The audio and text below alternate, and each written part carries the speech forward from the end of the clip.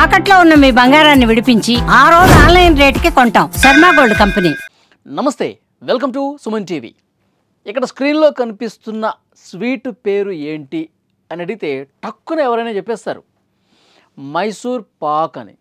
కానీ నేనేమంటానంటే ఈరోజు నుంచి ఇది మైసూర్ పాక్ కాదు, మైసూర్ శ్రీ దీని పేరు.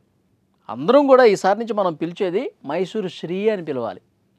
ఎందుకంటే మైసూర్ పాక్ అంటే పాకిస్తాన్ కదా. పాకిస్తాన్ అన్న ఒక థాట్ వస్తుంది మైసూర్ పాక్ అనగానే. పాకిస్తాన్కి మన భారతదేశ ప్రజలు పాకిస్తాన్ పేరు వింటే అంటే ఒళ్ళంతా కంపనం వచ్చేస్తుంది.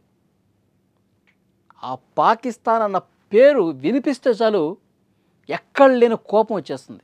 ఎందుకంటే చాలా దారుణం చేసింది కదా పాకిస్తాన్. పెహల్గాం దాడి, 26 మంది అమాయకుల్ని పొట్టన పెట్టుకుని అంత దారుణంగా ఉగ్రవాదుల్ని పెంచి పోషించి మన దేశం మీద దాడులు చేపిస్తుంది కదా పాకిస్తాన్.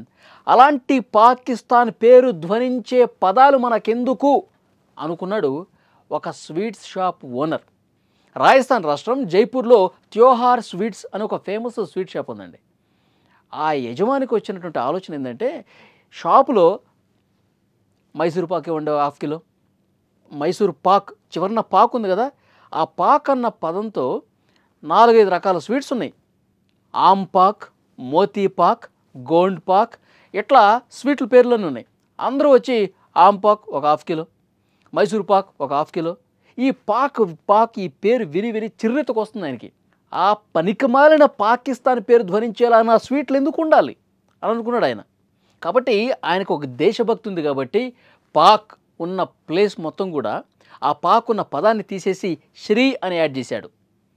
మైసూర్ శ్రీ, గోండ్ శ్రీ, మోతీ శ్రీ, ఆమ్ శ్రీ, ఇట్లా తన స్వీట్లన్నిటికీ శ్రీ యాడ్ చేశాడు. పాక్ ఉన్న ప్లేస్ మొత్తం కూడా ఆయన డిలీట్ చేసేసి.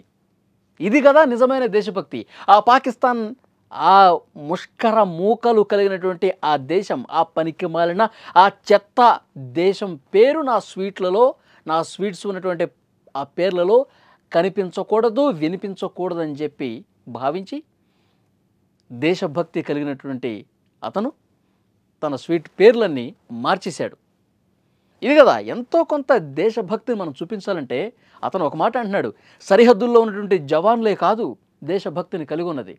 దేశభక్తి మనకి ఉంది అని నిరూపించుకోవటానికి ఇలాంటివి కూడా మనం చేయాలి అని నిరూపించాడు.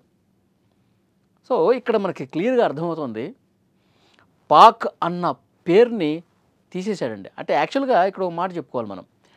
పాక్ అంటే అది పాకిస్తాన్ కాదు. యాక్చువల్గా మనం బెల్లం పాకం, చక్కెర పాకం అనుకుంటాం కదా. సో అందులో నుంచి వచ్చిందే స్వీట్లకి, అందులో నుంచి వచ్చిందే పేరు అది. కాకపోతే ఆ ప్రొనౌన్సియేషన్లో పలికే దాంట్లో ఆ చెత్త దేశం పేరు మనకెందుకు అనుకున్నాడు ఆయన. కాబట్టి ఆ పాక్ని తీసేసి శ్రీ అంటే మనకు తెలుసు శుభానికి సూచకం అది శ్రీ. సో కాబట్టి ఆ స్వీట్లన్నిటికీ కూడా లాస్ట్లో శ్రీ యాడ్ చేశాడనమాట. సో మనం కూడా రేపొద్దున ఏ స్వీట్ షాప్కి వెళ్ళినా మైసూర్ శ్రీ ఒక 1/2 కిలో ఇవ్వండి అనాలి. ఆ పాక్ని మనం తీసేద్దాం. మనం ఆ వేస్ట్ పాక్ మనం పలకొద్దు. వాళ్ళకి ఇలాంటి చాలా ఉన్నాయండి. మనం బుద్ధి చెప్పాల్సిందే వాళ్ళకి. మనం సింధు జలాలు ఆపేసాం వాళ్ళకి, తర్వాత ఆర్థిక మూలాలు కూడా దెబ్బతీసే ప్రయత్నం చేస్తున్నాం. వాళ్ళ పేర్లు ఇక మనం ప్రొనౌన్స్ చేయొద్దు. వాళ్ళకి సరిగ్గా బుద్ధి చెప్పాలంటే ఇలాంటివన్నీ చేసుకుంటూ పోవాలి. ఎవరి స్థాయిలో వాళ్ళు చేసుకుంటూ పోవాలి. నిజంగా ఈ వార్త విన్న తర్వాత నిజంగా ఆ త్యోహార్ స్వీట్స్ యజమాని ఎవరైతే ఉన్నారో వాళ్ళకి ఆయనకి నిజంగా హ్యాట్స్ ఆఫ్ చెప్పాలి. ఫ్రెండ్స్, ఆయన తీసుకున్న నిర్ణయం, ఆయన స్వీట్ షాపులో ఉండే స్వీట్లకు పేర్లు మార్చడాన్ని మీరు ఏ విధంగా చూస్తున్నారు? కామెంట్ రూపంలో తెలియజేయండి. Thank you very much.